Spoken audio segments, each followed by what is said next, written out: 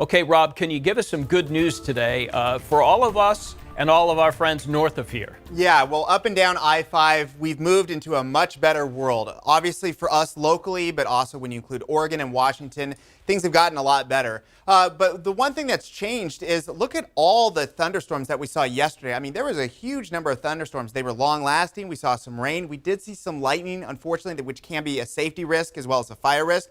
But this surge of monsoon moisture is doing one extra thing for us. It's adding in just a little bit of humidity locally. So if it feels muggy outside to you, you're not alone. Even a little bit of a change for Northern California. A lot of people can feel it, and a lot of people have been talking about it on my Facebook page. Okay, so things have changed. We've moved out of the pink, which is the excessive heat for places like Redding and Red Bluff and Chico, and also north of Truckee, which were included in that yesterday. But we still, at this moment, have ongoing heat issues for Bend, Pendleton, Spokane, a bunch of inland areas for Washington and Oregon and now Idaho as well. And just for the sake of just looking at the numbers, remember, even though the heat has moved away from the big cities and it makes national news when it's Seattle or Portland, but you know, this is a big deal for Yakima and Pendleton and Walla Walla, and again for Canada, the third day in a row they broke their all-time record for the whole country in a tiny little town in one of the river valleys there for interior BC. Just incredible, 121 degrees. The all-time record in Phoenix is 122 degrees for that city. So just incredible what's been happening. Now for us, the ongoing thunderstorm threat will again happen today. Usually between 2 and 6 p.m. is when they really start to fire up, and then they do everything that they're going to do.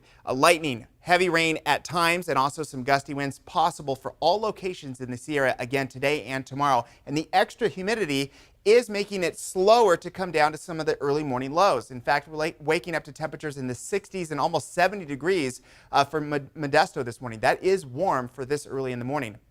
Now later on this afternoon, there will be a split in the temperatures. If you get even a little bit of an onshore wind, it's going to take you somewhere into the upper 80s. If you don't get that, you're moving into the mid 90s. So again, there is a range. It all depends on the ocean wind. And this is a huge come down from the temperatures yesterday. You'll notice what I'm talking about into the afternoon. The other thing, again, is the thunderstorms. They're going to fire up late in the afternoon today and tomorrow.